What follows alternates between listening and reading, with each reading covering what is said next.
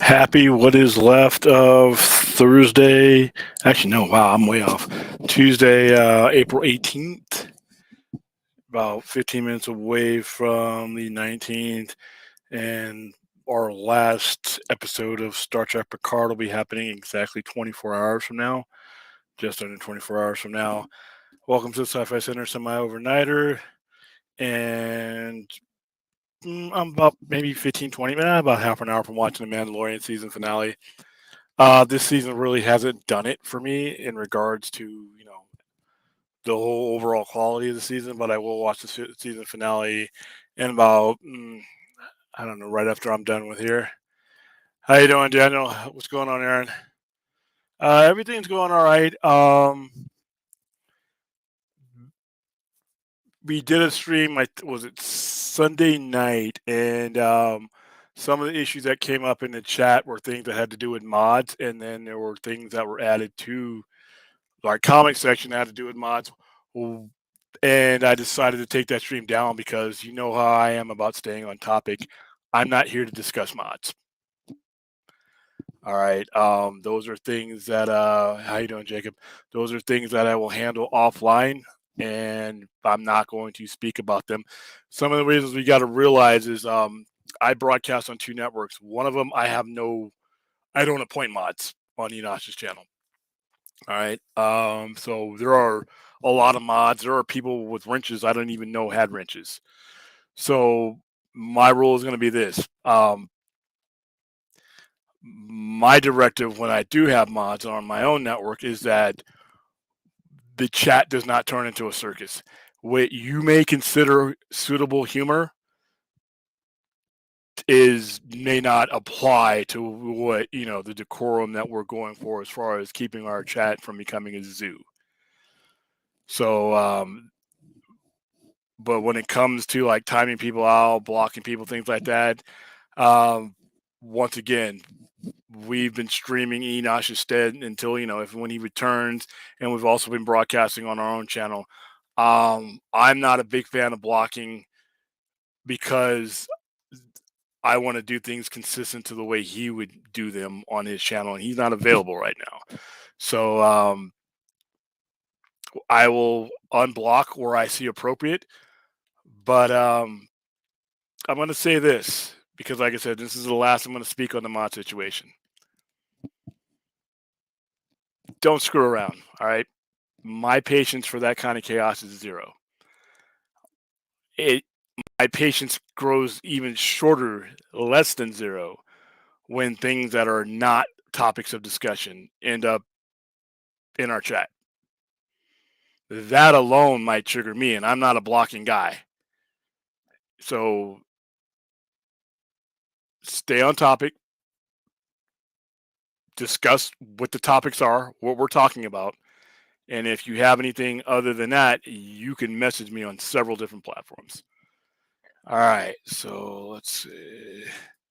All right, Jacob McKenzie, thoughts on thoughts on Netflix CEO Ted Sarandos said there's no plans to send more Netflix films to theaters. He also says driving folks to a theater is just not our business. Having a big new desirable content drives value for our members and drives value to our business. Yeah, I've said this a million times, and I know, like I said, I listen to Campia every day in the morning, and they're all for the model of theatrical releases add value in this. They're all for the theaters, but Netflix has zero value for the theaters. I understand they say, well, it gives your movie more prestige if it's in a theater. No, not necessarily. Not if that's not your business model. If it's not their business model, if it's not within their infrastructure, then Netflix definitely shouldn't be, sending movies to the theater on a regular basis. It's literally sending them somewhere else besides that person who goes to see that movie in a theater doesn't have to sign up to their service, and that's what they're in business for. Their entire goal is to maintain and grow whenever possible their subscription service. So it does them no good to to send you to the theater first, because there's no guarantee that you're ever going to to subscribe, even if you're cheating and pirating. It's a better business model for them, to keep what they're doing and what's worked for them, and putting it on streaming first is their model. That is what makes their product desirable. So yeah, that doesn't surprise me at all. No, I did not see Zach's interview with Russo today. I was out all day. I know I don't know what you're referring to. I don't know if we're referring to Rebel Moon or Justice League or anything like that. But yeah, a lot of people in the director sphere and people who are colleagues of Zack, of Zack Snyder like his work. It's the problem that comes from fanboys. How you doing, Albaster? Uh, yeah, and we want to keep it that way. Like I said, we'll review certain issues, but I've watched enough streams across YouTube, both inside and out of our communities, where the chat just ruins it, for everybody. And what goes on in the chat ruins it for everybody. So, um, if there's been some trigger happy things going on, it's because I set out immediately that we weren't going to do that. So, but I'm all for second chances when it comes to like seeing who's bum blocked and all that. Be warned though, if I unblock you and you do something stupid, there's not going to be a second chance, and I'll discuss with Enosh, and we'll do what we need to do. We're not here to babysit. This is not a circus. All right. So, and I think we've done a good job doing it the way we've done it. But every now and then we have to review some things. But then again, like I said, there's a flip side to that. You get soft, and all of a sudden you have to turn off the comments because someone's doing something stupid. And I'm trying to have a conversation with you guys, not worry about who's doing stupid stuff in the chat. That takes away from our conversation. All right, thoughts on the Galaxy Quest TV series being developed at Paramount Plus? I was never a fan of the original Galaxy Quest. I don't know if I was not a fan for. I think I'm not a fan for maybe all the wrong reasons. Same reason why I hated Orville, not because it had anything to do with the quality of Orville, is because you had people who wanted to use that as a weapon for anything that wasn't from the Roddenberry Bible, because that's basically what it was, a parody of Star Trek. If they make a new one, I doubt I would see it. But you know what? If somebody out there likes it, that's cool. Right now, Star Trek is in a good place to really nothing, and in my opinion, can hurt it the way that these things, could be used as a weapon years ago. So you know what? One of the original cast members has passed away, so I don't know how they're going to replace him, or if they're going to just do an entirely new reimagination. So. A Russo Brothers Snyder collaboration would be insane, as long as it's not under the current WB or Disney.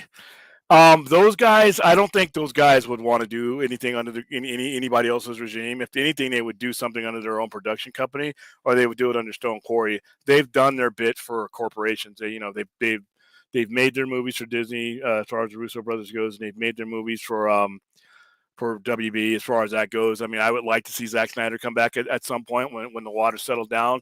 But right now, I don't think there's an environment there for them. There's barely an environment there for James Gunn, and he hasn't even gotten started yet. So it'd be cool to see. But yeah, I think if they did collaborate, it would be under one of their own production companies.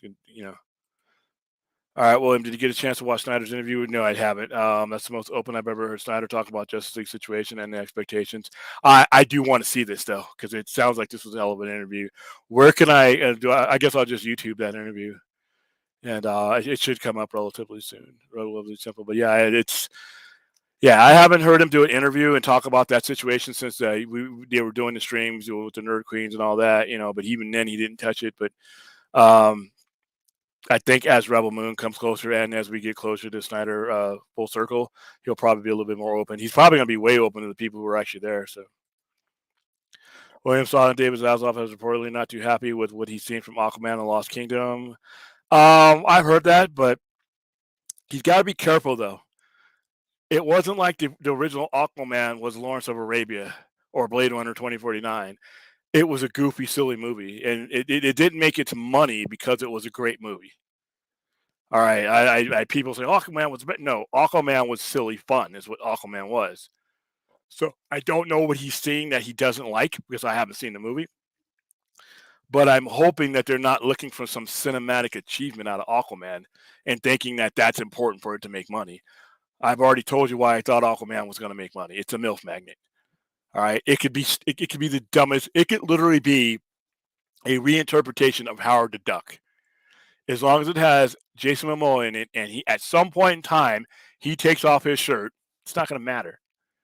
You're not going to have people walking out of the theater. Oh, did you get the depth of the Aquaman? Did you understand it? No, it's going to be a bunch of MILFs coming out of the theater, going back to the box office, getting their kids a ticket to another movie because their kids may not want to see it again, or giving their kids money for the arcade, and they're going back in to see Aquaman again. It's not going to matter if Aquaman is some great superhero epic. It didn't the first time, so I don't know what he's looking for. And if he's not happy, that's reasonable. But listen, he's not a MILF. This movie's not made for him. So I don't know, man. I mean, I think they got to understand what they have in front of them. Not go too far with it. It was about the part of the jail sequels where Lois was going to be pregnant by Bruce Wayne. Okay. Doing good. Saw Mario movie last week and Babysitter and my buddy over the weekend and tried a new sandwich at McDonald's. Was it McRib? I know the world goes wild when McRib comes back. It's like the second coming or something. I don't know what it is. There's part 2 of the interview, but I don't know when it's dropping. Okay, I'll YouTube it once I'm done here. The bacon ranch McCrispy chicken sandwich specific. That's a mouthful, dude. Is it good? Honestly, what I have with McDonald's is it's gotten more and more expensive. And McDonald's used to be what you ate when you were broke. Now you got to be a pretty decent, wage earner to be kicking up with a double quarter pounder meal these days, man. And as fat burgers, prices stay stagnant, McDonald's getting anywhere. If I get a McDonald's or a Burger King burger that's within $6 of a fat burger, fat burger's 1.5 pounds of beef, man. My cheap ass is gonna just spend the extra $6. William, thought on James Gunn confirmed Jimmy Olsen will appear in Superman Legacy. I think they're all gonna appear. I think you're gonna have Jimmy. I think you're gonna have Perry White. I think you're gonna have Lois. You're gonna have everybody. I mean, you're gonna have all the people that you would expect to be in that stage of Superman's life.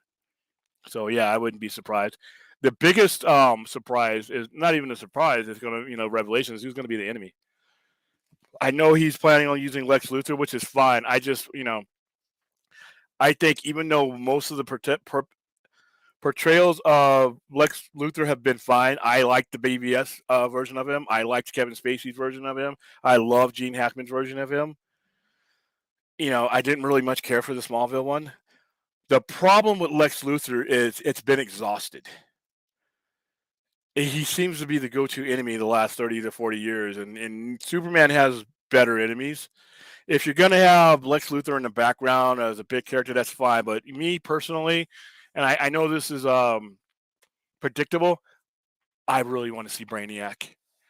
I really, really want to see Brainiac as his primary foe in Superman Legacy. So, and I'm also looking forward to They do his stream in his new fully fledged channel. Cool. So am I. All right, especially since Rodan gave it to him after he fully retired from. Did Rodan retire from YouTube? I didn't even know that. I kept seeing cryptic posts from Rodan, but they were like, they were coming on my feed like late at night, and so he has his full channel. That's cool. William thought on Angelina Jolie, Halle Berry face off an action thriller Mod versus Mod. From director Roseanne Lang, the project sold to Warner Brothers 8 figures after it heated the beating. You got two Academy Award winning actresses that have both done action movies and have both done thrillers and action thrillers. My interest is peaked. I haven't heard too much of the director though. What has that director done? If you can fill me in, maybe I've seen some stuff and I just haven't attached it to her. But I mean, sounds just based on that casting, I'm my interest is peaked. I don't know if I'm going to go see it. I mean, now we're a long way, but when you cast two quality heavy hitters like that, I have to at least turn in your direction. All right, comment. Just letting everybody know that Mighty Morphin Power Rangers once and always will be released today. You know what? I know somewhere in Japan right now, Chris Wong Swinson is probably got his mitts on that or watching that somewhere because he's a big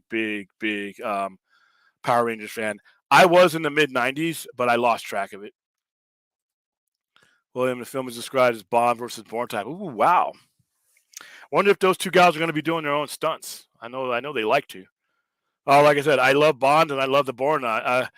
No offense to Jeremy Renner, but the Matt Damon Bourne movies are the ones for me. How you doing? How Jordan? Yes, everybody like and subscribe. Like and subscribe to the Point Extra Lounge if you haven't already done so, and like and subscribe to my channel, which I will make easy for you. YouTube.com. Oops, I messed up. I gotta fix that. Ooh, let's see.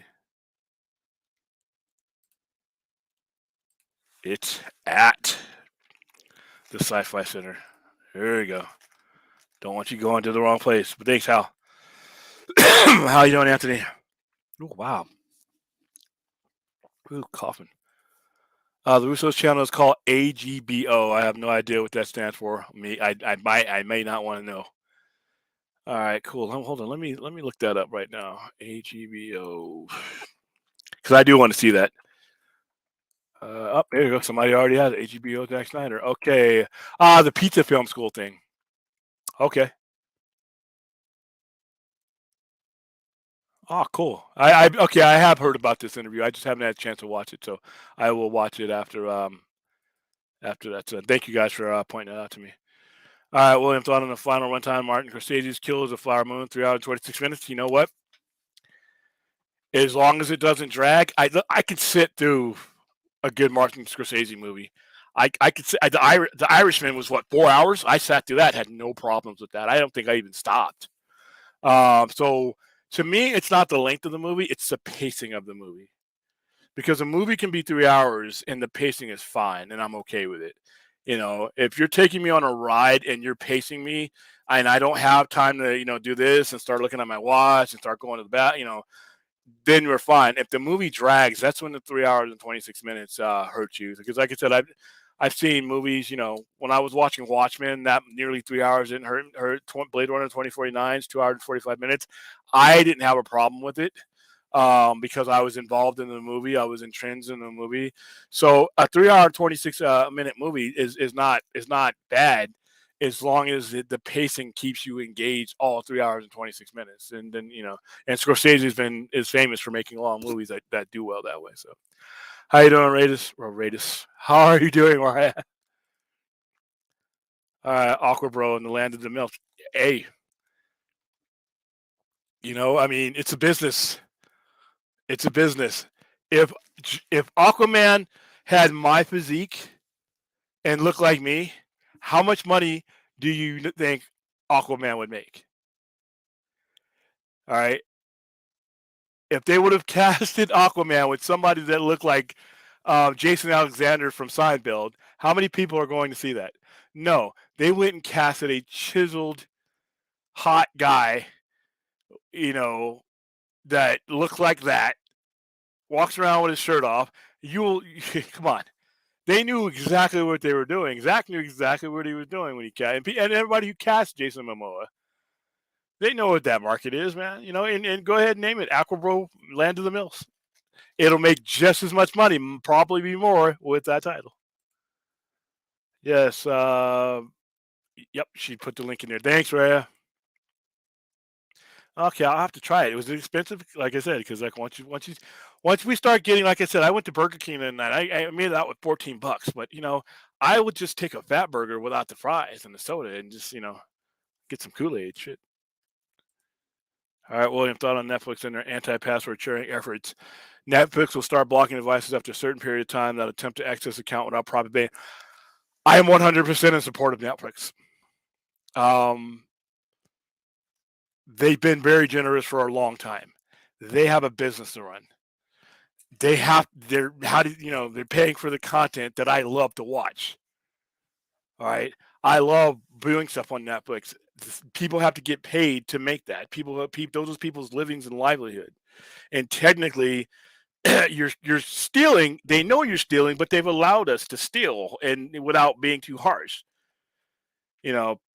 And their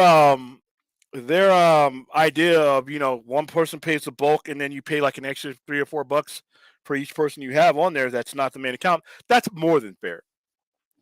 That's more than fair. But everybody, listen, it's a capitalist country. Everybody in a capitalist world, because Netflix is global. You want Netflix to put out stuff and stay in business, but you don't want to pay for the product they put out. That puts constraints on Netflix. That makes it so that they can't do more. They have to do low budget stuff like that. Stranger Things, that costs a lot of money to put out. It's like you going to wherever it is you get your food from and just saying, you know what, I want it for free. How is that guy who's running that restaurant or that grocery store going to stock the shelves again if he's not making any money? You're going to come in there and you're going to have bologna and mayonnaise and bread, and that's all it's going to be in the supermarket because the only people that are paying, that's the only revenue that guy has coming in. So yeah, I'm 100% behind them. They produce a product for sale, and they deserve to get paid for it. And they've been more than kind with the situation. They've phased in things that a lot of people would have just says cut off. And then for the people who say, well, I'm not going to subscribe to network. Well, you were stealing to begin with. So at least they're either going to get a little bit of money out of you or none. But right now they were getting none because you're stealing using someone else's password. So that threat doesn't hold a lot of water when you figure that their alternative was you continuing to steal from them. So I back Netflix on that one. Yeah, man. Jeez. And then you reach in there, and fast food drives me crazy. This is why I like to have my burgers handmade by Small Joints or Fat Burger, places like that where you can, they understand what a pound of meat is. These pictures that are on these fast food menus when you're driving through look like, my goodness, Wolfgang Puck made your hamburger. It's all juicy. It's all thick. It's the meat is all squared on because it's so thick, and the patty's just like this, and the lettuce is perfect, and the bread's all perfect, and it's not soggy, and there's not too much anything on there. It's all perfect, and it's you're just like, wow, this looks good, and that's where they get you, and you're like, I'll take that. Then you get there, they give you your food, and unlike a fat burger, when you get a fat burger, it feels like a small child jumped into the bag as you grabbed it. That's how much it weighs. And the grease is coming through the bottom. You're like, sir, I need another bag because all this juice and all this grease is going to come through you just get another bag, and you just grab it. And it's like, ugh. All right. You go to Burger King, McDonald's, you reach into the bag, you reach by the half filled fries up under that because it's smaller than the little fry thing. And you pull out this burger that's an okay size. But then that picture of that little thing that you drove by popped in your head, and this is like, that's bullshit, man. This thing is like a puck. It's a hockey puck. And it's like they cram it together into a smaller hockey puck for what? To save space in the bag? The bag's half full. My large drink now is like a little sippy cup. Remember the old days when the large cup was like, you had to like have somebody else hold it for you. You're like, here, I got to take the food. Here, take this barrel. That's my large drink. Now the large drink is like, and then they don't even want to fill it up. 3/4 ice, a little bit of soda. And I'm like, and that's the norm now with fast food. And the prices have gone up. It'd be different if you were giving me a little bit more meat, and then the prices went up. But everything's the same, man. Even the Happy Meals. Remember the Happy Meals with the big old carton with the little arches on there? Dude, I saw a Happy Meal the other day that looked like a Rubik's Cube. What kind of toy are you? You couldn't even fit a Rubik's Cube in the little things. Man, you guys, this younger generation, you guys are getting hosed, man. You guys are getting screwed. When we went to McDonald's at the Jungle Gym before everybody sued everybody, and you popped open the Happy Meal was huge. You got like toys, the food, everything. I mean, you had adults that would buy them and for collector's item. Now everything's more expensive and you get less. And I'm like, damn, but I went to go get a meal so I could drive home and eat it. Dude, it's so little, it's gone, dude. Intersection, meal's gone. All I got is a couple fries left. But when you go to Fat Burger, and I'm not listening, Fat Burger's not paying me to endorse them, but it's just like, 1.5 pounds of just, and you can feel it. You have to rearrange your jaw and reposition just to come up with a strategy of your first bite. So yeah, man, Mickey D's is getting Jack in the Box and Burger King. Don't let me get me started on Carl's Jr. They were already at gourmet prices. So yeah. How you doing, everybody? William thought, yeah. So yeah, I just answered this one. But yeah, I agree. I agree with him, Jacob. I'm 100% behind him. And this is this is fair. The company will give users the option to add 2 more people outside of their homes at an additional cost. That is more than fair. As opposed to just, any other retailer, when you steal from them, we just don't, we block you from the service. They're giving you an option to keep these people on for a nominal price. They have a business to run. There is overhead in Netflix. You look at Strange Things, that ain't free. The VFX for the season 4 of Strange Things alone is massive. So if you want Netflix to be viable, if you want anything you enjoy to continue and to improve, you gotta do your part as a consumer. That's all I think. Carl Jr. is a spot back in the early mid-90s. Burger King was the same as Jack in the Box. Ugh.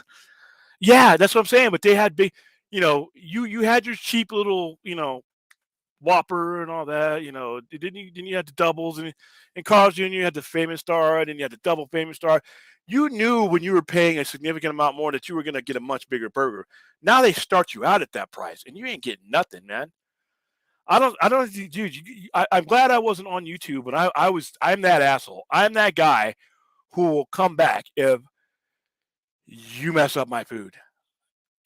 Mid-90s. I know some of you guys weren't even alive. Working late, came home just like right around the corner from the apartment I was living in. Right, I'm hungry, I'm starving, and it's close enough. Go eat it at home.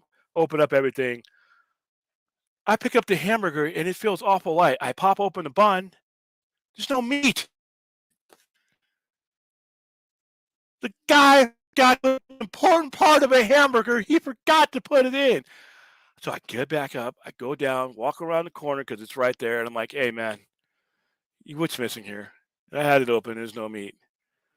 Instead of being, hey, sir, sorry about that. We'll take care of you if you coupon all this, everything else. This little punk, and he was the one who made it. It's like, well, how do I know you just didn't go up to your house, eat the patty, then come back and try to get another burger? And before I could probably get arrested and strangle him, his manager busts up laughing and just takes him out of the way and just says he took care of me. He gave me a $20 coupon, like 3 burgers that day, a bunch of fries, and said he was sorry, and he's laughing the whole time. But, that's how they took care of you then, man. Now it's like, fast food today's it's not as good, And like I said, I am a cheap ass. When I'm telling you, you might as well just go for the more expensive burger because you're going to get more value for it, man. Aaron, well, it's a good thing I try different places to eat so that way I don't face any money issues with McDonald's. Hey, it's all of them though, man. I mean, like I said, you used to be able to go through your seat cushion covers to get enough to eat at McDonald's. Now you're going to ramen. Your go-to meal is top ramen now, where it used to be cheap enough to be Jack in the Box, McDonald's, Rayleigh's. Although Rayleigh's has a huge burger that's for a good price, but their hours suck. I live in by the way, guys, nothing in Vegas is 24 hours anymore. The further you get from the strip, I used to be able to go anywhere and get something to eat. Everybody closes at like 9 or 10. They use COVID as an excuse. That sucks. All right, In-N-Out been holding In-N-Out holding on 7 years. Prices stay relatively low. Love them to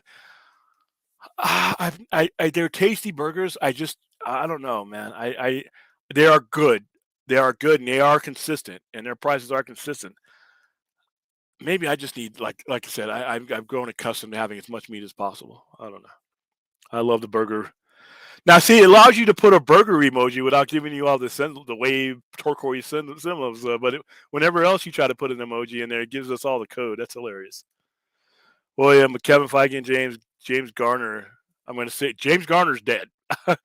Rest in peace, Rockford Files. I know who you're talking about, though. James Gunn being so close as they are. Do you think there's a higher chance once the new DC universe gets established, we get Avengers versus Justice League crossover? No. I think that's a cool thing to throw out there in a conversation. I don't think that will ever happen, and it never should happen. If there are comic book gods watching this stream right now, I don't pray a lot, but answer this prayer for me. No Marvel versus DC in the cinematic universe.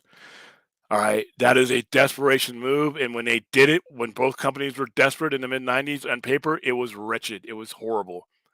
The companies don't mix, they are two different companies. It's like when you mix DNA with something in science fiction movies and you come out with something ugly and monstrous. That's what happens when you mix DC and Marvel in that fashion. The amalgamated universe, remember that? Oh, no, there are too many drastically different, distinctive things about each company. They need to stay apart. Comic book gods, if you're out there, please make this never happen. It's a cool conversation to throw around, but executing wise, I think it would be a disaster. And neither company needs it.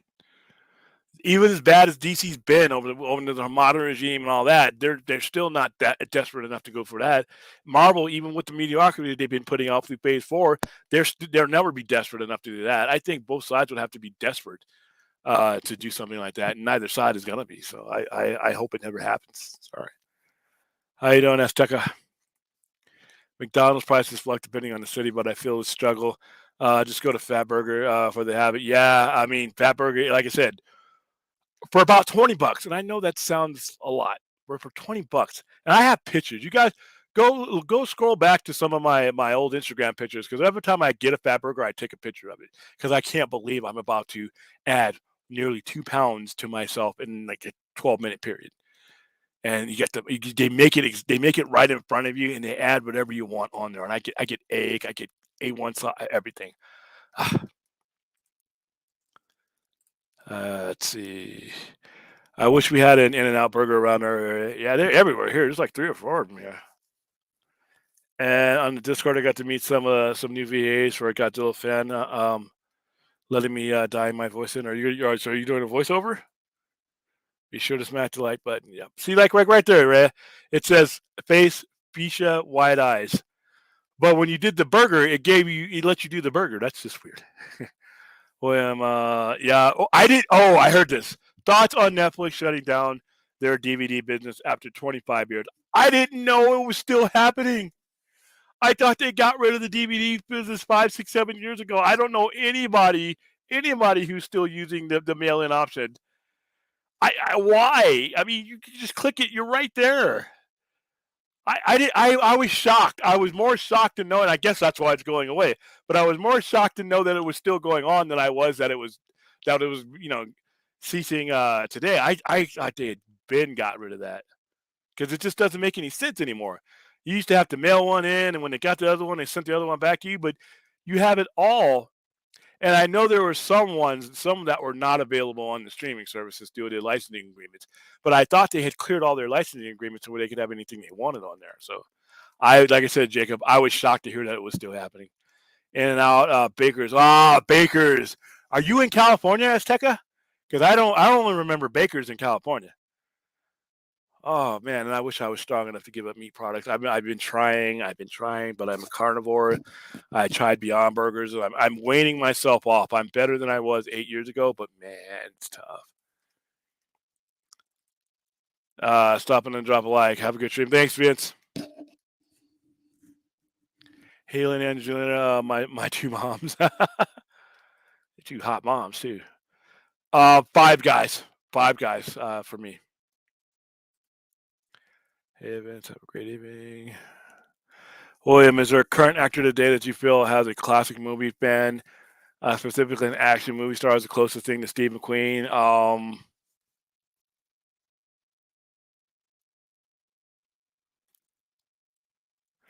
Steve McQueen was a Macho Man guy. Alan Richardson. He's currently playing Jack Reacher. He played Hawk on Titans. Tom Cruise and John Wick. They're a little bit older, but they're in my generation, but they're at the other end of my generation. So Alan Richardson, Tom Cruise, and Keanu Reeves.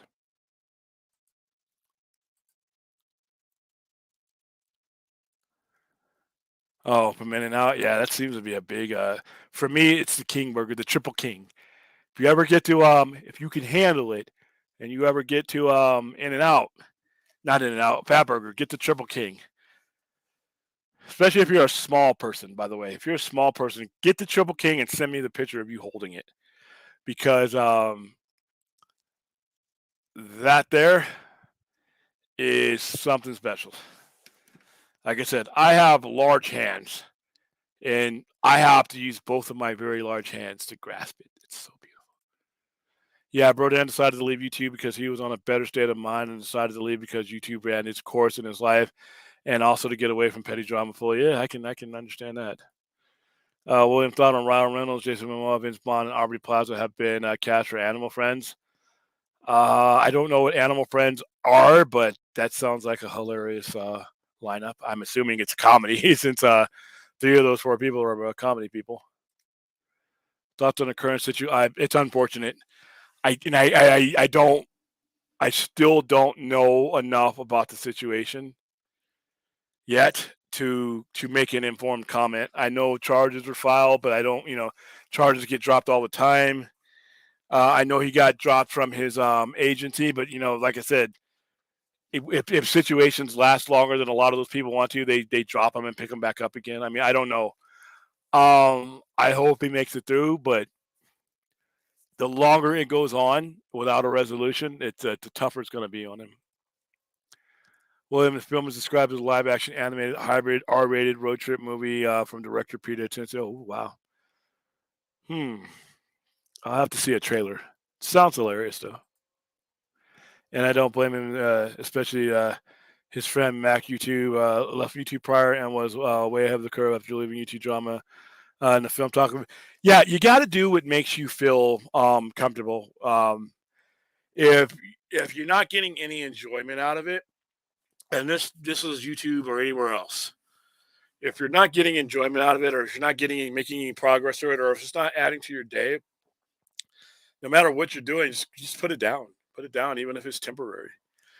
We've done a little bit more and more and more as I got accustomed to it because, like I said, I of all the stressful things that happens during my day, no matter what walk of life I'm doing, the YouTube aspect of it is the least stressful one. I mean, it gets a little bit goofy when some of the things that have happened, but we generally, for the most part, this is an outlet for me. Even when we were doing our structured shows, it's never work. It's never stressful because I'm just not going to allow it to be that way. I think that the key to this, the drama thing is elective. The drama thing is an option. All right. It's a choice to partake in that madness. It's a choice to go back and forth with somebody on YouTube. It's a choice to make another YouTube the topic of your stream. It's a choice to put people in your thumbnails and antagonize them and if that's what you do, that's cool. But that's what generally brings that it brings the drama. I know people that do it and I like them, but I've also seen those same people put themselves to a lot of stress because of all that. So that's why I'm always a proponent of staying on the topic. The genre is the topic, not some YouTuber that you don't like. I mean, that person has their own channel. Why are you giving them oxygen on your channel? That person is probably doing just fine on their own. And personal business, this is for me, should never be on YouTube. If you have an issue with somebody, you pick up the phone, you call them, you text them. Most of us have Messenger and things like that. I don't believe personally, and I know I'm probably in a minority of this, that those type of things are content. Content is subject. Content is the genre. Content is movies. Content is video games, if that's your thing. Content is what brings you joy and that thing that you want to spread to others. That's what content is. When it becomes anything but that, that's where drama gets in. So it's sad that some people do it does get to the point where they have to leave YouTube. I haven't seen anybody who's been able to stay on topic and stay within the subject matter that's had to leave. It's usually it's the things that make them leave, or are things that, if we're talking Star Trek and that's what we talk about, we could talk about that for years on end. There's no drama there. If we're talking comic book movies, even if it's Snyder stuff, that's sensitive stuff, we stay on topic. We can talk about. We've been talking about that since the year I've been on the air. It's so it's not for everybody. It depends on what you're using it for, is what you're going to get out of it. So but if for those people who it's gotten too bad, gotten too stressful for them, I would recommend them to leave, because they're probably not doing something that brings them happiness anyway, and it's going to bleed through, you know, the YouTube thing. It's just an extension of misery. If you're miserable, YouTube is just an extension of that misery. So yeah, I don't think I'll get to that point. To be honest with you, I'm enjoying right now. I mean, like I said, we had the chat issue, but things like that are going to end up being solvable, because you can cut it off right there and then. But yeah, yeah, that sucks. But like I said, everybody's got to do what puts them in their headspace. 4x4, you guys are still talking in and out, huh? Yes, like the stream. Woohoo. William, thought on Superman Legacy will begin production in early 2024 via deadline. Yeah, heard about that today. I'm interested to see how it goes forward. I'm interested to see how things progress. I wish James Gunn all the luck in the world. I think he's going to need it. And I don't think it has anything to do with the quality of movie he produces. I think that there is a society of man babies that are going to, and it's not Snyder people. Seem to think that we make up the majority of viewers, and if that was true, then the company should be giving us, the resolution to our story. But either make up your mind. We either not the majority of people or the minority of people. Which one is it? But I think the general public just has never been able to unscrew their minds from their childhood Superman enough to let in any Superman. And it doesn't matter who's doing it, doesn't matter how good it is. Whoever's doing Superman is going to have to wade through a lot of man babies who are holding on, in some cases, to a 40-year-old dated version of Superman. And they're going to take that angst into 2025.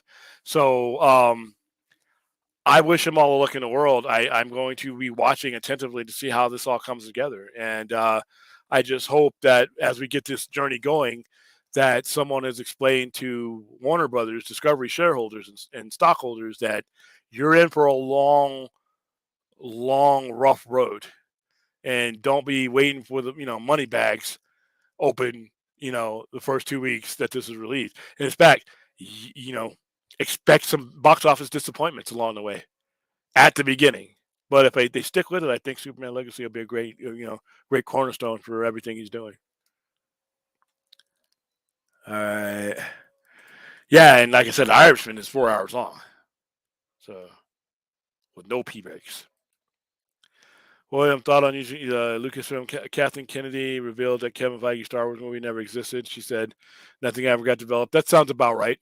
That sounds about consistent with Lucasfilms these days. I still have not seen Avatar 2. Can you believe that?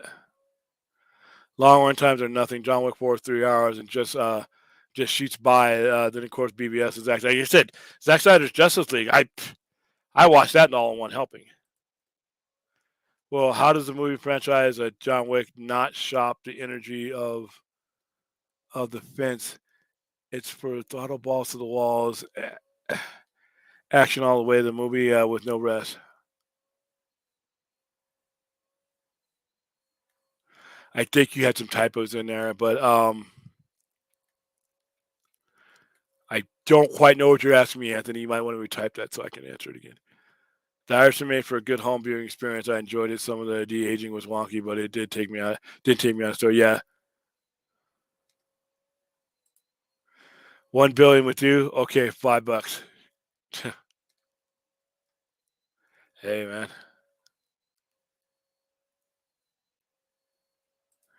Joe Pesci never missed a beat since his absence in movies. He was great in Irishman. Yeah, there you go. I don't get up early enough to eat them though. So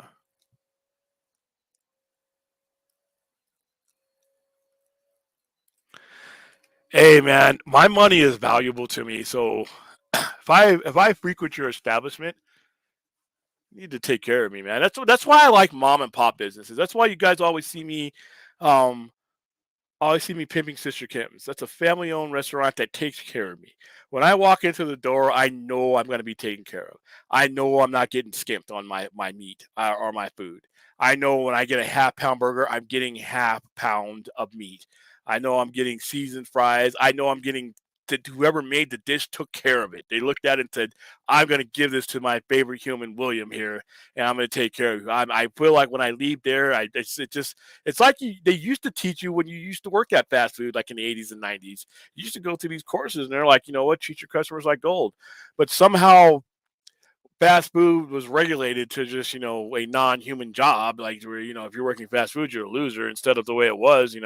And now the wages are up, but the turnover is high. So, but that's why if I get a chance to, when I lived in Los Angeles, even though Los Angeles is a big city, you still had a lot of mom and pops, pizza places, burger places. You want a taco joint, you go to Inglewood or Hawthorne area, every corner, it's like a taco shop war, and they're all tricked out, man. It's not just some dude with the truck, the little thing hooked up to his truck, the little wagon. You got the guys with LED, they got LED flashing lights and everything else, so that when you're at the intersection, you go to you make he makes sure that you see his, you know, stadium lights taco truck versus the other guy, man. They're outdoing each other. And then when you get there, the tacos are good and they're not very expensive, man. LA, if you ever in LA or San Diego, but LA, when I was growing up, man, you wanted a taco truck, you didn't have to go but a quarter of a mile. And the one guy, I think, had a taco truck on the same corner for like 30 years. I don't know how he pulled that off, but yeah. Yeah, it's either fast food tirades or Cox cable, you know. But I'm paying a lot more for Cox to be screwed than I am for a $10, $12 burger. So yeah. All right, it makes me feel like Michael Douglas and falling down wanting breakfast at a whammy burger. Yeah, but he had a lot more issues. That was just the tip of the iceberg.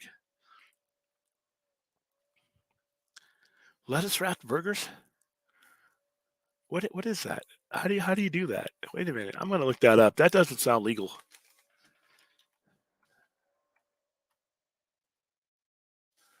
Lettuce wrapped.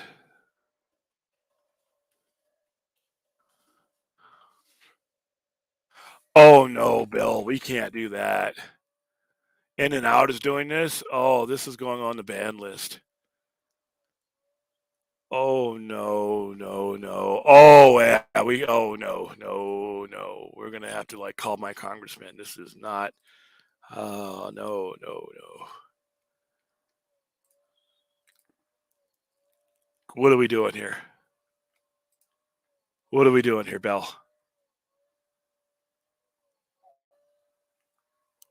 We as a society have lost our way. What am I looking at, Bill? Someone finish this burger. Uh, No, this is In and Out. I'm calling their complaint line when this stream is over. What? What? Red? No, no, no, no. We can't have this.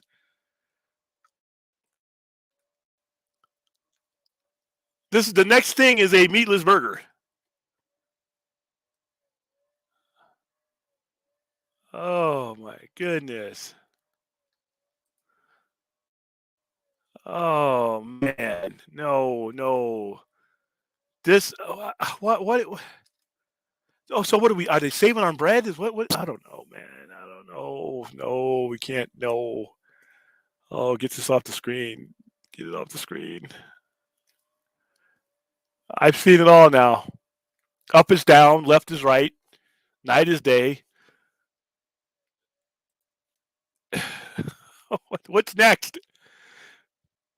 It's like when they want to save on something, they're like, "Hey, we got this new thing for you." Pretty soon they're just gonna walk up to you with an empty card and said, "You know what? This is the new thing. Nothing. Nothing. We want you to pay $10 for nothing, and you'll like it." Oh my goodness. Oh, I'm gonna have nightmares now. Where was I? That threw me off. $1 RJ's at Mickey D's coming clutch after the club. I tell him light ice though. Oh yeah, cause you. Oh my goodness. That mostly ice. Yeah, yeah. And I go back. I'm like, I I'll drive around and come in. All right, I will drive around and come in.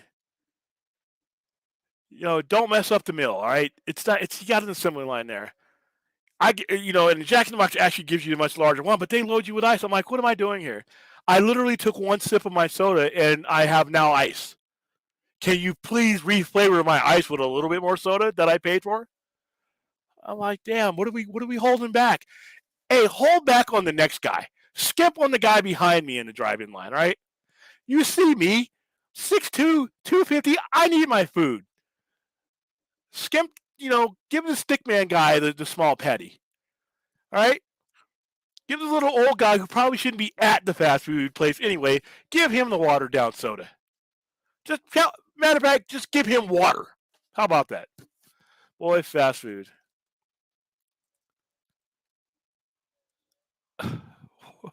That's fine. Is that their tagline for it? Oh no. Michael Moore supersized me documentary movie McDonald's. Yeah, it sort of did, and I like Michael Moore, but I got a bone to pick with him there. Listen, I will.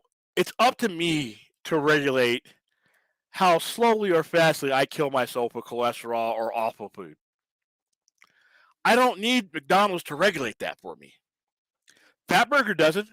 Fatburger says, hey, if you want to choke on 3/4 of a cow, our job is to give you that 3/4 of the cow. It's your job, fat boy William, to not eat the entire burger, or maybe you shouldn't visit us every day. I can't afford to, but it's it's me. It's my job to be like, wow, I just ate nearly 2 pounds of hamburger.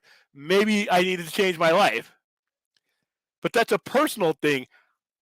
If I'm regulating that already, if I don't eat fast food a lot and I eat healthy 6 and 7 days a week, and I come to McDonald's to not eat healthy just for that 7 day, my cheat day, I should be able to literally come in with a shovel and you just throw my hamburger in there and it should be that big. But that whole documentary was like, well, America's growing fatter. I'm like, you're all you're doing is giving them less portions of the same thing you're saying it's already bad for them. They're just going to order more, right? If somebody's that hungry, they're going to order more. They're going to order 2 Big Macs instead of just getting out of there with the one. I just never thought that should be the food situation to be regulated. It's like a buffet. When I go to a buffet, there's nobody there saying, "Wow, let's if you keep coming to this buffet, you're going to be like 9,000 pounds." And nobody's stopping me. It's up to me to be like, "Wow, dude, I can't see my feet anymore. Maybe I need to, it's just that supersize me video. That's kind of made me mad. Oh, the Ryan Bell Mendez back together again. That stream. That's a demonetized stream right there. Those two. Gourmet prices. Yeah, man. Everything's gourmet prices, man. It's not gourmet prices. Top ramen. And there's a book out there somewhere. I know 1,001 ways to make top ramen. How to make top ramen for your date. How to make top ramen for the wife. How to make top ramen not look like top ramen. The way these prices are going, guess what? We're going to have our very own YouTube show, and I'm going to be cooking it because guess what? I don't even boil top ramen. I'm that lazy. Microwave, baby. If it's not microwavable, it's not edible. Yeah, Hardee's. When you go overseas, when I went to Iraq, there's a Hardee's over there, and it's Carl's Jr. You see the star, and it's actually pretty good over there, dude. Bell, you probably ate one of those over there. If you go overseas, the Arabian Peninsula, that their little makeup joints there. I mean, it's a little bit go to get the little halal and what is it? Yeah, man. Yeah. That's the one part I missed about that part of the world. Everything else they can keep. I don't. My vacation there was enough. Flip top mouth for that burger. Yeah, here we go. That's right. Just unhinge my jaw. But when goes to Kim, okay, the few times that I have wanted to eat there, they were closed. If you're going on a Sunday or Tuesday and Wednesday, Tuesday and Wednesday they have Bible study because he's a pastor. They run a church. They run their church as well. And Sundays, they're all church activities. But for Monday, Thursday, Friday, Saturday, it's 11 to 9. And if I'm holding an event, they stay open late for us outside. Because trust me, I have their business hours memorized. We've got Hardee's in this area. That's where everybody went after the bar closed back in the day. Yeah, man. We was going in. Seattle Dickens Drive and Burger is awesome. Wow, so I need to get back to Seattle. Who used to fill their water cups with Sprite? Beyond, I did. I didn't even try to hide it. Nobody's watching. Who remembers Hot Now? I remember Hot Now. Wow. That's way back. Yeah, and then you got those White Castle burgers. I just was never enthused with White Castle. Sorry.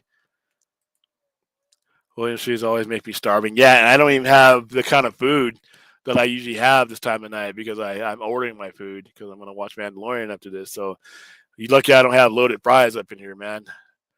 I should just have like a little chair that aims this way so that as I'm doing the stream, the loaded fries are behind me. Yeah.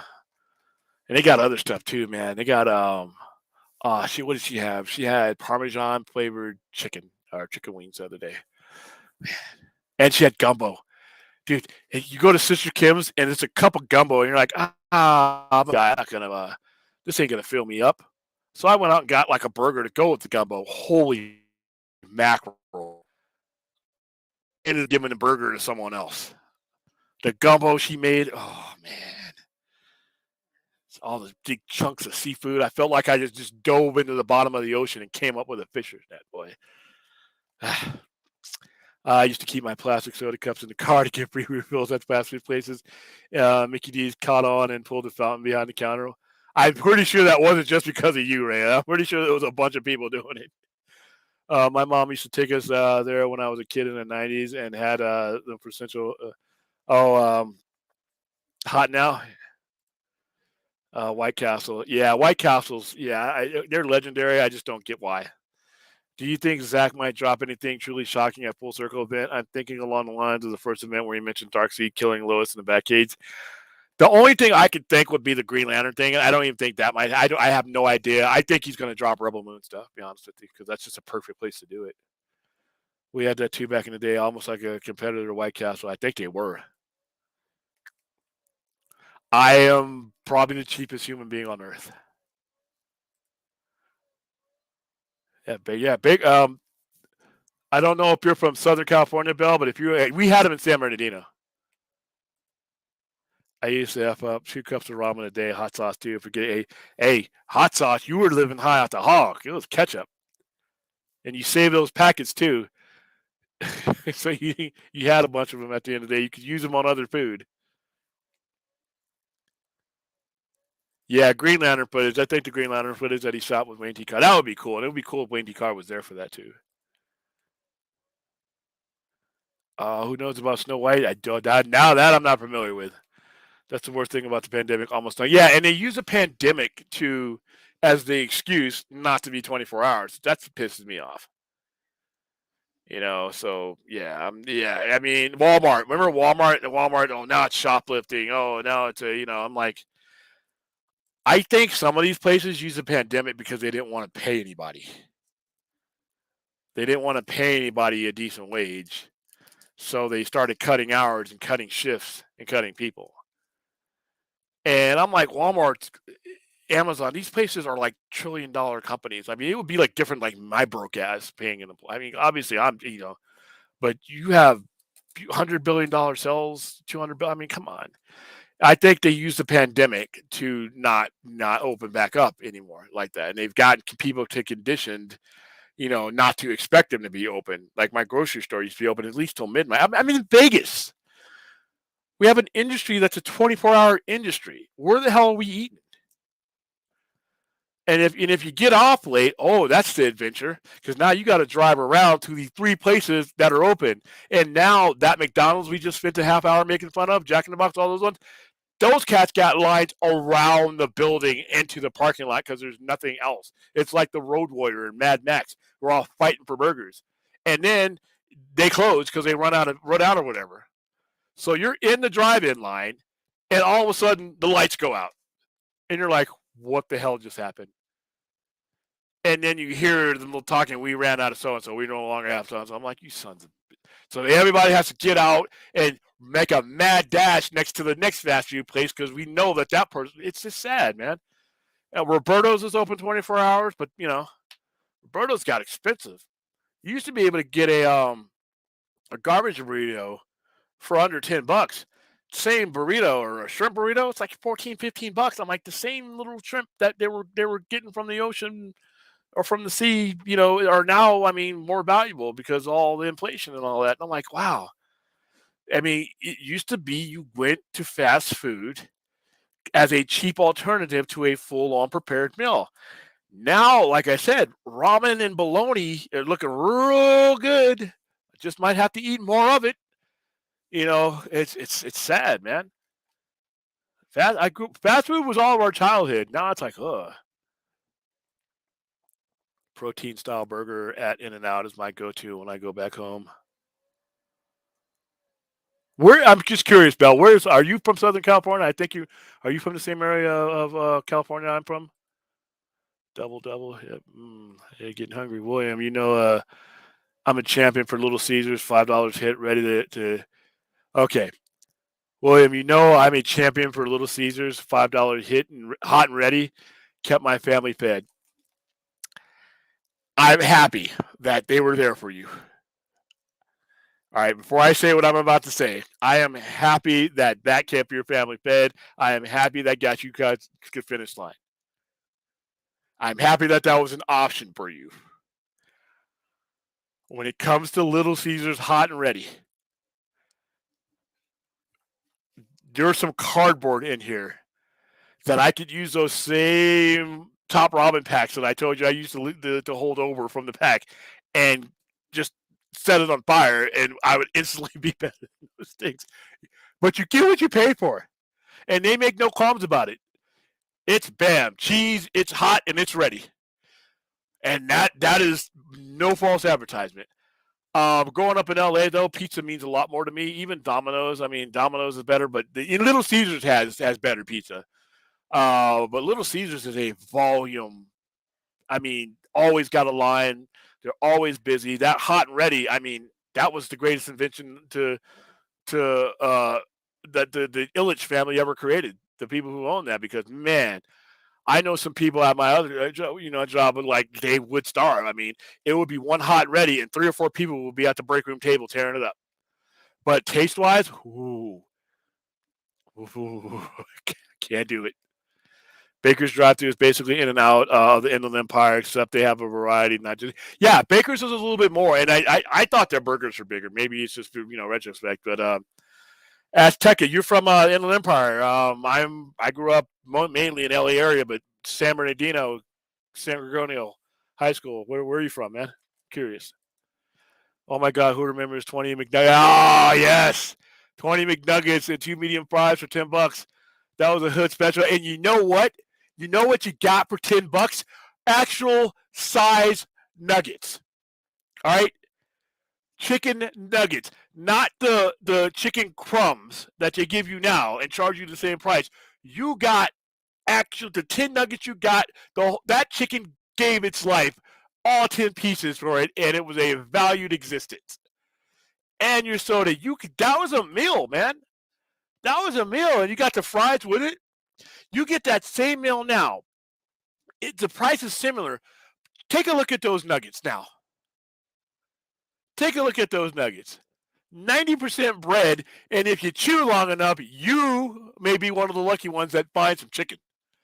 But back in the day, you used to get that I forgot what they call it, but man, that was a meal. That took the place of a burger. And you had your fries. They filled the fries up. Remember they used to have that big triangle thing that they took the fries and they just dumped it in there. It was this high. Now it's some little itty bitty thing, and they're like, just a little bit. Oh, don't want to go over the top. Don't want to go over the top. I'm like, what? Ah. Your bag when you used to go to McDonald's used to be filled up to the top. You could reach in 2 inches into the bag. You got her fried. You just nail them.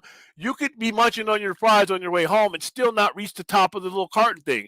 Now the fries are gone. That's why you got to get 2 orders of fries because on the drive home, the little microscopic carton that they gave you is gone at the first red light, man. But yeah, 20 McNuggets, man. It was 20, not 10, 20 for $10, and they were good size too. It was actually back in the day. It was meant to be 2 people. Man, Tommy's. Why is that ringing a bell? Hot and ready. Yeah, hot and ready. Oh, I knew exactly. A hit and ready. Yeah, that's basically what it was. A hit and ready. You went in there, and they're just sitting there because that's what it is. It's hot and it's ready. No other qualifications. We didn't say it was going to taste good. We didn't say it was going to be comparable to anything other than like a DiGiorno pizza. We promised that it was going to be hot and it was ready. Everything else was left up to your imagination. It was up to you to mentally make that taste better than it was. Tab. Yeah, I remember Tab. Comment, there's going to be a 6-part short film series based on Anne Rice's interview with a vampire and the Queen of the Dam. It's going to be called Night Island. Okay. I thought we were talking about that. I thought that was already happening. No, interview with the vampire. I'm sorry. You're right. All right. Let's see.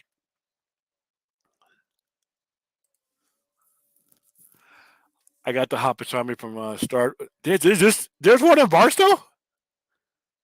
Wow, I didn't know that. Not that I'm going to be making a trip to Barstow any soon. I'm out of the Army. I don't need to go to NTC anymore. Oh, yeah, you be eating lobster and shrimp, smothered French fries, and say they are, you say you're cheap.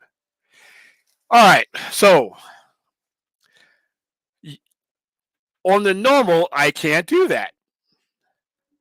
But I work hard. I think every now and then I deserve a lobster or two.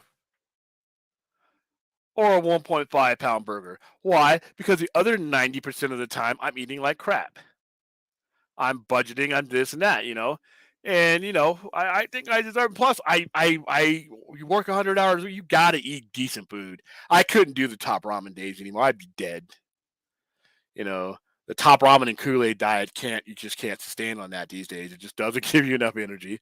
So I feel, even though I am a Scrooge and a world-class cheap ass, I have earned certain luxuries, if you can call that a luxury, because I'm not getting the good lobster. It's not like you're going, when you go by Spago's and they got the giant lobster that looks like it walked over to your plate. I'm getting that little piece that they cut off and give the common man. I'm eating common man lobster. All right, I'm eating imitation crab. I just make it look good, So I'm still cheap. And the smothered French fries, Sister Kim's is not that expensive. Not that expensive. They're actually, for what you get for Sister Kim's, it's good. It's a decent price. Now, do I need to cut down on Sister Kim's? Probably. Am I going to? No. Nope. I deserve it. I deserve steak, but I'll go broke. All right, let's see. Ray, I never knew about hot and ready pizza until some guys at work started buying them. Now I can't even bear the thought of those pizzas. They were so burnt out. Yeah. Because, like I said, usually it was the broke people that bought them. Because for $5, yeah, you could feed a family, and that they did it. McGill's Jr. Well, growing up in Miami, we didn't have mom and pop chain burger places. What we had was mom and pop pizza place called Big Cheese and Mike's Pizza. Never heard of those. I haven't been in Miami in a really, really, really, really, really, really long time, like 12, 13 years. So yeah, I need to get that. I need to go out more. I need to go on a vacation. But all I do is hang out at the Sci-Fi Center because I feel too guilty to be leaving. If I leave to go on vacation, I'm like, damn, I should be at the Sci-Fi Center. I should be getting work done. Oh well. Yeah, I'm being a voice actor for that Godzilla fan film. That's cool, man. Send me a link to that when you get a chance. I got people, by the way, guys. I'm getting your links to your projects, and I am looking at them, and I will be getting back to you. Because I think it's cool if you guys are doing projects. That's neat. Fan film doesn't matter. It's cool if you're doing something, you're making something. I think it's cool. Yeah, I'm out of is it Cali Legend? Been going there since I was in and out. So I'm thinking everybody's having a William typo night. Where I got some chili and pastrami fries in LA, but fries are on the side because I don't eat those. Spilling out of the styrofoam is pretty good though. Yeah, wow. Send me the fries, damn it. They got Whataburgers in Florida. Haven't had a Whataburger yet. Foster Fees, yeah. They had those where I grew up. Where are you from, Bell? Because I think we might have like passed each other or something. Foster Freeze, man. It was like Dairy Queen. We have Dairy Queens here in Vegas, but Foster Freeze is where you went. Listen, chicken, fish, and turkey are my go-tos for meat. I'll have beef and pork on special occasions. I'm cutting down on pork red meat because it's just not healthy for me. So I'm cutting down. That's a Central Valley like Fresno. You from Fresno, Bill? Foster Freeze is good. Yeah, Foster Freeze is part of my childhood. Five Guys have the smallest burgers in town. I used to like their fries back in the day. Their fries are better than their burgers. It is overpriced for what you get. Bill, yeah, town near where I grew up had one. Old folk loved them. All right. Oh my God, I got to get the Triple King in. That's all my meal. Yeah. Yeah. Now I've met you, Rhea. You're kind of tiny. That's I guess what you're about 5'5", and you have tiny little hands. You're gonna need help.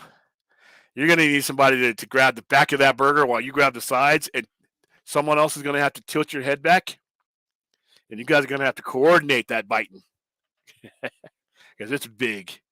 And it, like I said, once the sheer weight of it, like you start doubting whether you can eat it or not. And I don't doubt it because I've done it before. But man, once it's done, it's like you ran a marathon. Eating that thing is as much work. I think you're burning as many calories as you are taking in when you're eating the Triple King, buddy. Fat burger. Hey, I get the egg, I get the mushroom, I get the steak sauce, bake everything on it. I mean, it's like I said, a small child. If you've ever held some of you have kids, you've ever held a small child, when you hold that Triple King, it's going to be like, wow, I want to name this burger, but it's only going to be around for an hour. So, Milky Jeebus, just Triple X, baby. Hey, and when you go in there, they shows you the size comparisons. And you just look, and you're like, you're going up at the top, and that Triple X King, it's like, oh. But in the fat burgers are not even 24 hours anymore. You got to go to the Strip for our 24-hour fat burger over here in Vegas, and the one at the Strip is not as good. I had to complain about that one. All right, the one down the street from my house is good, but they close at 10, and I'm like, I'm never done with anything at 10 o'clock. Fat burgers used to be a once a week thing for me every now and then, and but they close. I mean, I am no matter where I'm at, I am there generally till 10 or 11 o'clock. And I think Fridays are open on midnights, but so yeah. But boy, man, I envy you, Jeebus. I want one now. McDonald's here in Australia has become very expensive here too. I'd rather make my own burgers at home these days and support my local burger joint. Yeah, but Aaron, if you're in Australia, you got Gator burgers. No, I'm just kidding. Somebody got one of my friends. He made gator balls the other day, and they're like big giant balls, but they're made out of gator meat because I guess in Louisiana and Florida they have these seasons because there's so many gators they have to control the population. So it's just like they rack it up, and yeah, I know. Well, how did this happen? This happened when we started talking about serial killers one time. I forgot what we started talking about. We ended up on an hour and a half of serial killer talk. But yeah, food. Yeah, I forgot. Somebody remind me how he got on fast food. Monty's Good Burger is a business. Haven't had Monty's yet. So yeah, Carl's. Do you remember Boss Big Boy? I don't know if you guys had that out here. I can't believe the management dropped him. Jonathan Majors was the most sought after actor 2 months ago. And you know what though? They can pick him up again. I mean, I'm pretty sure all sides understand that at this point in time, it's got to be everybody's got to watch out for themselves and protect themselves, including Jonathan Majors. If things pass, I'm pretty sure they'll be able to pick things back up again. But you know what? You have to get to that point. I don't know enough about the case other than what we have front facing, so it's really tough. I hope that things work out for him because I really like Jonathan Majors. It's 12:30 a.m. I ain't got any business stuff in my face. Damn y'all. Uh-oh, you got to get that DoorDash going. Hey, Bell, see if they got you're in Washington State. See if they got a 24-hour fat burger and get you a triple XL King. You'll thank me later. Oh wow. Is it going to be Carl's Jr. or is it going to be Hardee's? Sometimes you got to be like Neo and one play. I know, and I'm pathetic. And I try to get like 8 to 10. The other day, I mean, I'm like, I call myself getting 8 hours of sleep, and I'm like, I lay down and turn the lights off, turn the floor. I mean, and my little hamsters in my head are like, it's dark, but we're still gonna run. I don't know what you're trying to do by resting, but us hamsters, we're on that wheel and we don't stop. My mind goes all kinds of places. I start thinking about stuff, and then I'm up on my phone again because it's like, I wake up, it's like weird. I have to drive myself into exhaustion in order to get that sleep that I know I'm not going to wake up from in 2 or 3 hours. It's sad. Yeah, Jack in the Box. And then it has a line too. Yeah, Jack in the Box, it delivers. Everything in my town closes early while the crackheads hang out. I work 20% gas station. Yep. Eating that nasty gas station burger. That's what turns me off. We get here to that's what turned me off. We get here to escape drama. Here, Carl's is Hardee's. Yeah, Hardee's. And overseas, it's Hardee's. William, is there a drama series that you watched growing up, maybe Vegas or $1 Million Man, that you think would ever come back as a redo? They tried Vegas again. I don't think it worked. Dallas. Oh, everything that I grew up with dramas as my kid. They did bring back Dallas. Got brought back. I would like to see a Mission Impossible show again, but I don't think you'll get one till after the movies go over. But yeah, that's a weird thing about living in our generation now is that everything is being redone. So, hey, William, you know that the members I grifts City make money talking about other people. You know that, yeah. A lot of people do. A lot of people I like do. A lot of people I like do. I just think it gets to a point where, depending on who you are, it adds on stress that may turn the outlet that's to me. This is just me. Maybe I'm just different. I come to YouTube to have a conversation about geek stuff and everything else, and it's important to me to keep that outlet clean for that. I have other outlets to go after people on in person on other places. I just come here for something else and to provide something else. And when like I said, the last couple of months, I've seen people in tears on YouTube. I've seen people scream at each other to the top of their lungs on YouTube. And I just personally, I'm in the 1%. I just don't think that using this platform for that is healthy. I think I think it people to people things are just that, people to people. There's a lot that can be left out of context when you're online and trying to handle situations online that either should be handled in person or or found some other way. But like I said, I am gonna be the minority that just says drama is not content. I'm just I'm not saying that makes it better than anybody. I've seen the damage. I've seen people drive themselves into the ground and just leave the platform altogether because of that. So, and it's like this beautiful thing that you could have used to balance all that has now been turned into somewhere you can't go because of it. That's just me. Everybody can do their own thing, and like I said, there's a lot of people I am friends with that do it the other way, and I've decided I just think it would be good for me. I got a lot of places to go to find stress. All right, I could literally step out my door and get hit with stress from the moment I step out my door to the time I come back. The time that I'm not stressed out is when I'm on this platform, and I think that would change if I went the other way and started putting so and so on my thumbnail and snipe streaming that person. I just, it's just not what I want to do. But if you guys want to do it that way, drama sells or gets clicks nowadays, no matter what the subject, real life, movie, gaming, sports. Yeah, and like I said, I would be horrible at it anyway. So there's so many other people you could go to get it. And listen, they're doing well with it. So drama sometimes. Drama is YouTube's kind of yeah, and like I said, I've just seen people wind themselves up and then have nowhere to go to unwind. It's just, let's see. I can prove it just by posting a thumbnail with a drama topic. I would have 20 plus viewers on the stream. Yeah, yeah, I know. I don't disagree. I don't disagree. And you see my little minuscule following that I have on my channel. I am the boring old guy, and I am okay with that. I'm okay with that. I'm okay with just like I said. I want to have the same conversation online as I would if you're standing at my store.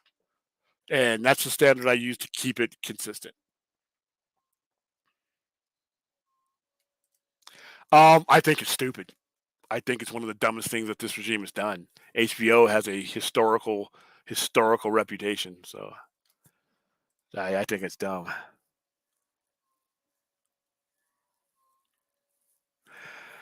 Yeah, yeah, yeah. And like I said, I'm trying my best not to provide any crashes. All right. I mean, like I said, I'm not good at that, and B, it's just I just think it does damage. I think it's corrosive. I think it's corrosive to the targets of it, and I think it's corrosive to the people delivering it. Uh, William, could Guardians of the Galaxy give good faith to Superman Legacy? No, because it's Superman. If you already are of the understanding that James Gunn is a good storyteller and a good filmmaker, Guardians of the Galaxy isn't going to add or subtract anything from you. But the thing is, it's Superman. It's not just that it's got James Gunn. It's Superman, and everyone who takes on Superman has to put their armor on because the man baby and their spikes and their shields are coming for you. No matter what the script is, no matter how good the movie is, the man babies are coming and they're going to have that little framed picture of their Superman of their childhood. And the man babies think that any new creation or interpretation of their childhood is an assault on their childhood. It happens no matter what Superman you put out. The only thing that everybody seems to be unified, the hardcore guys satisfied with, oh, the cartoon was great.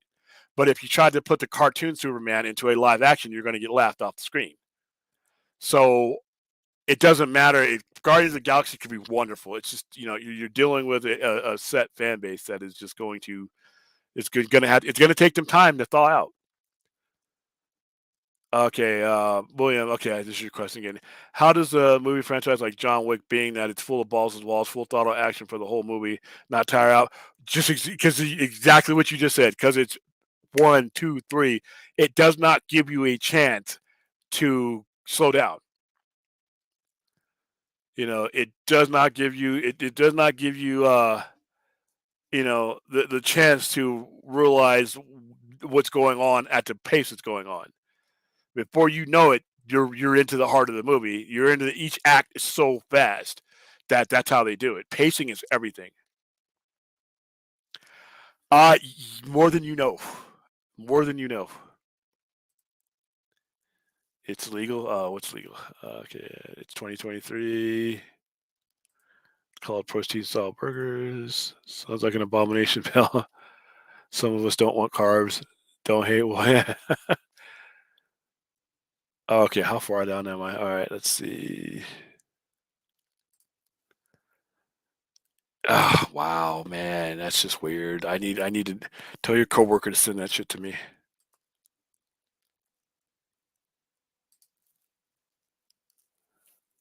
All right, man. Yeah, I'm gonna go ahead and rest where I can too. Let's see. Yeah, man. I mean, it's sad that if it happened, but it is ultimately health is a personal thing. You can either do it on your own or you can elect to go get help. But don't downsize my stuff. That's not helping me. That's not mental discipline. That's just gonna make me buy more. Yeah. How you doing, Fourth?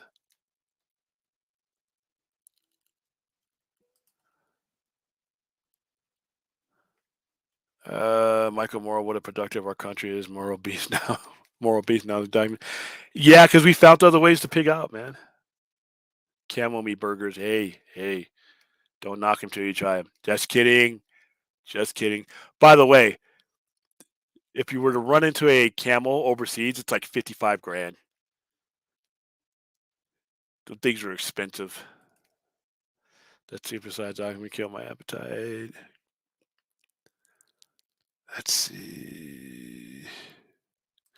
So you're from Central California. Or is it Modesto or Fresno? Fresno. I knew it. I knew it. I knew you were from Fresno. If it wasn't the LA area, it had to be Fresno because you drop a lot of f bombs, and everybody I know from Fresno literally cannot speak without dropping f bombs. I think they do it in their sleep. Garbage burrito, yeah, garbage burrito. You've had one. Garbage burrito is literally that. It is literally that. They look around in the kitchen. They roll out that tortilla. They look around and they just start putting shit in there or stuff. I'm sorry, I'm not supposed to cuss anymore. I mean, it doesn't look pretty. It doesn't have to. You just roll that bad boy up, and two people hand it to you.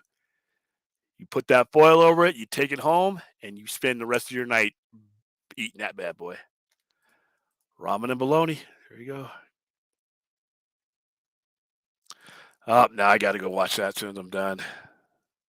Yeah, Fourth is from the Inland Empire. He's from, I think he's from San Bernardino too, or Rialto area. I felt like Little Caesar's guy in the box is laughing at me for buying cardboard with pepperoni on it. Yep, pizza, pizza. I got your cash.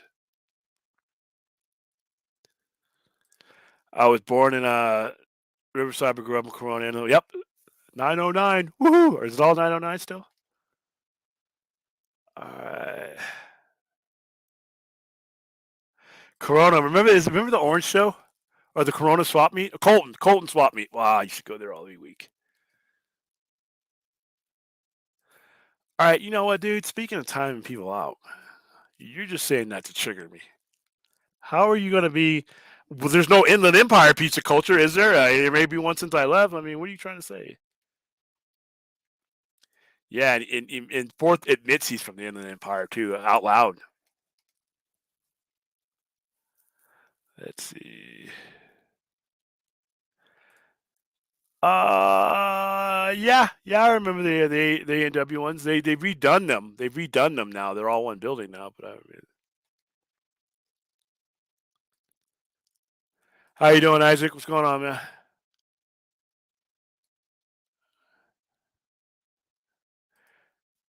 I have. I've only slipped up like 1.5 cups. I'm doing better. I'm doing better. I watched one of my streams the other night. I forgot something. You guys set me off on something. I was like, I don't know what it was. Maybe it was Cox. I don't know. Cox cable, because that's usually what draws off my cussing. But I'm like, oh man, I don't. Oh, this is awful. I need to stop. So now I'm under control now. I slipped up 1.5 times a day. Yeah, you're talking about that XL. Yes, you do.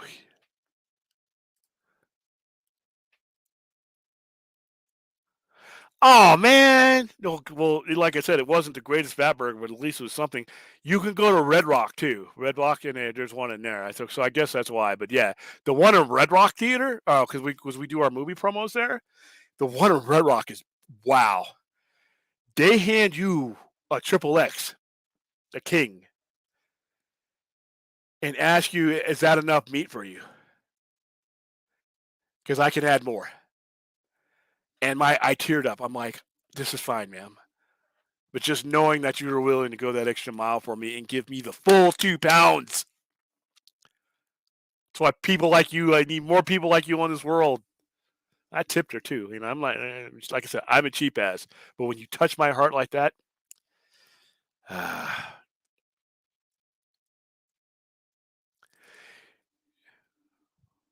uh, yeah, I think it was counterproductive too. I think it was counterproductive too because it made people think too hard about it instead of just self regulating. So I don't know.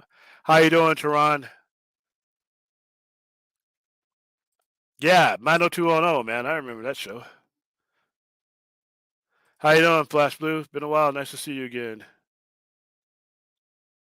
You got what? What do you think of White Castle down there, Anthony? I'm not. I guess I just don't. It's not horrible, but if you stack them up against all the burgers that we have been that we've been talking about here, I don't think White Castle meat wise matches up. I feel the same way about In and Out. In and Out tastes great, but like I said, once you unhinged your jaws to make way for a fat burger,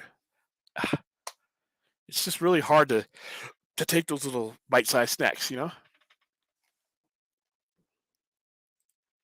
What is fast food like in Australia? Let me know. I mean, I know Aaron. You guys said you guys had Hardee's and all that. Carl's Jr. But what's your go-to places that are just Australian? So I'm curious.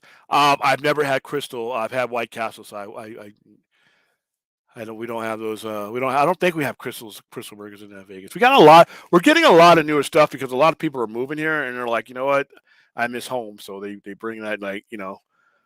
But like I said, if you get a chance, and I'm gonna say this for any business, if you get a chance to give your money to a mom and pop, do so. If you can find a place that, because a lot of these burger places, if you become one of their regulars, they start catering to you.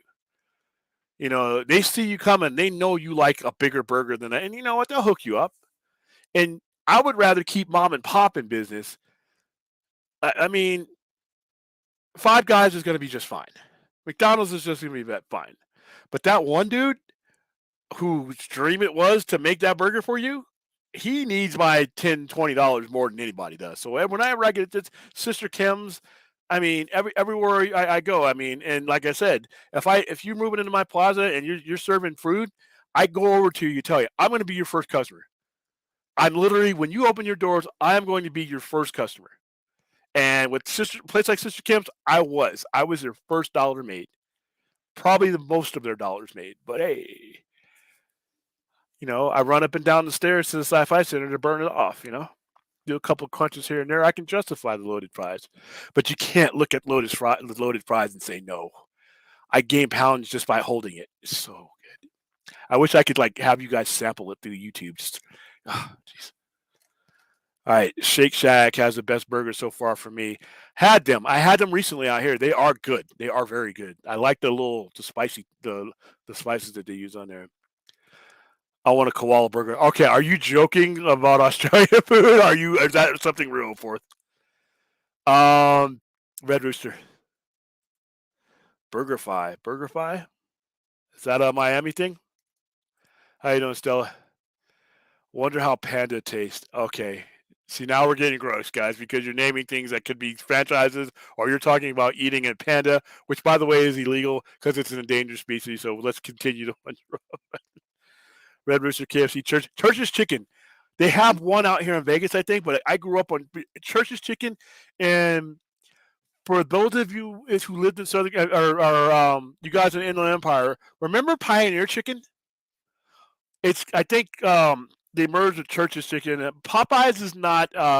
I'd like Canes. I'll take Canes before I take Popeyes. And that might be sacrilege to people, but how many of you guys that were from LA or from LA remember Pioneer Chicken?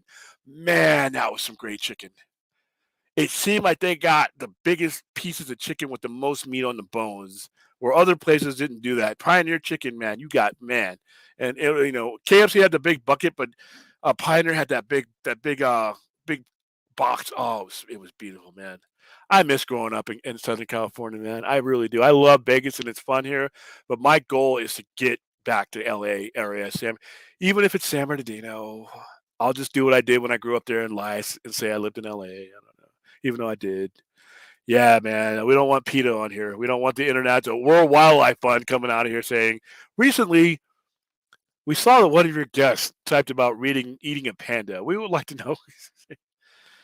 So, all right, BurgerFi is in California thing that they came down to Florida. They're from Oakland, Alameda. Okay, see, I'm from Southern California. So yeah, I wouldn't have known about this. How are they? Are they good? All right, middle finger. Middle finger to you with respect. Fourth grade, $1.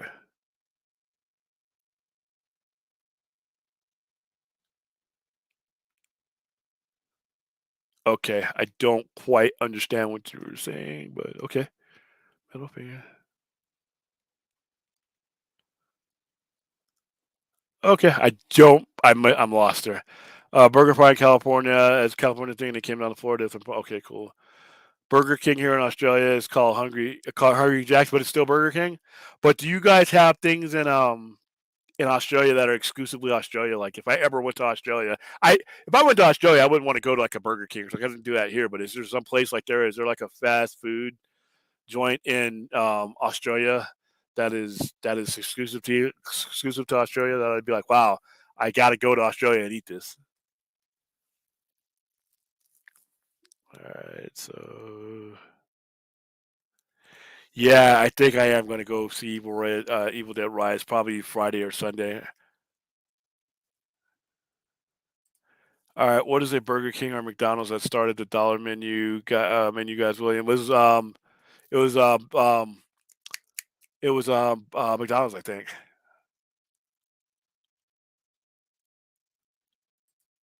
Okay. Are you giving? Uh, must, oh, okay. Gotcha. You guys are talking to each other. Sorry. I prefer Burger Fry over Shake Shack. I see now you guys are bringing up places that sounds cool, but I'm not in that part of the world, man. Like, damn it. Oh well, we. I just wish there was some way like on Star Trek we have replicators. Like I can just walk up to it and say what it is. Hey, how is Pope's Exorcist? I've heard good things about it, and I heard it has some twists and turns to it. So, all right, guys, we're gonna wind this down in about 3 minutes, because I'm gonna go watch apparently a very sad episode of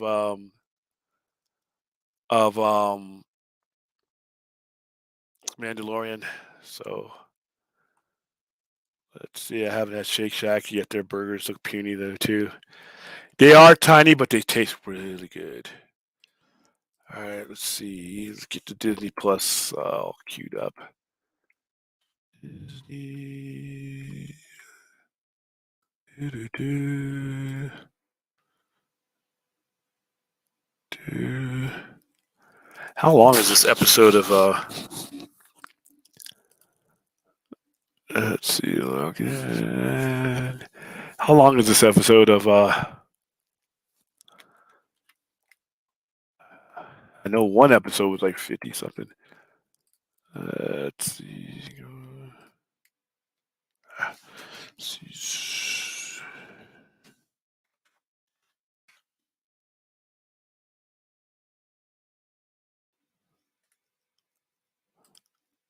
Let's see. I just want to see how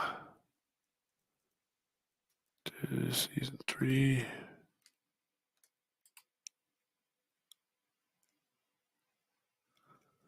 That's 42 minutes. All right. It's not too bad. Green burrito? Wow.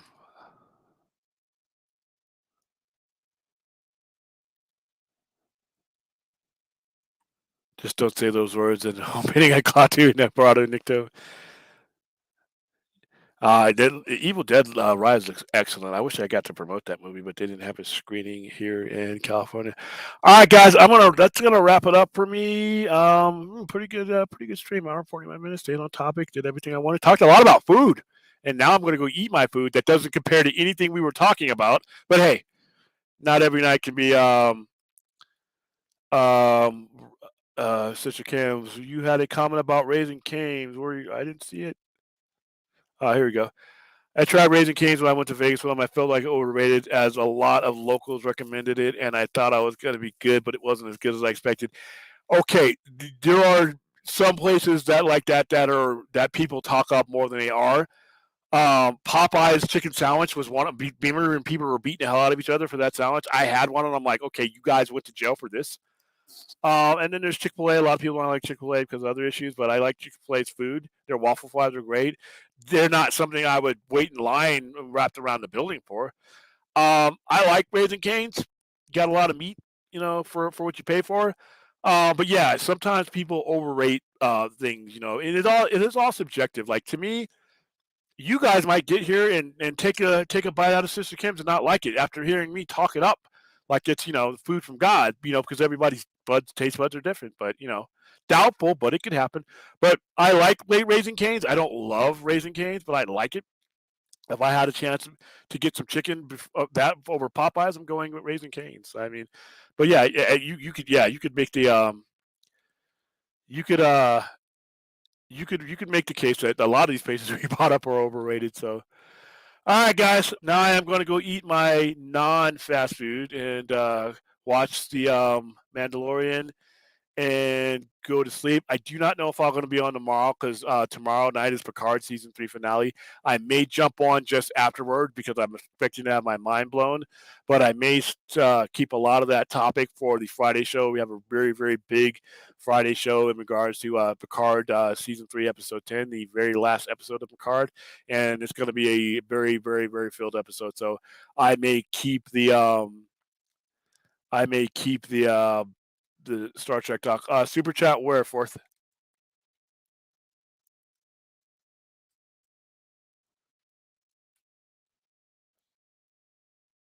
Are you saying there's a super chat?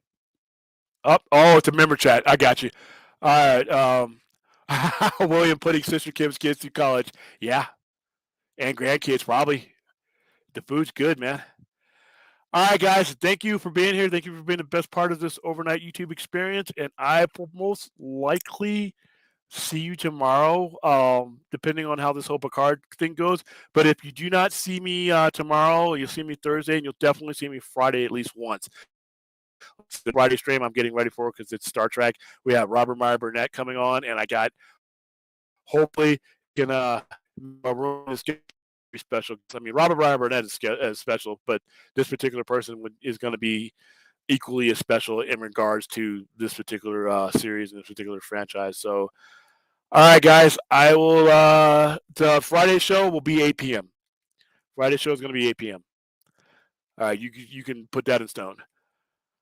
All right, guys, it's time to go watch Baby Yoda. I hope nothing happens to him. See you.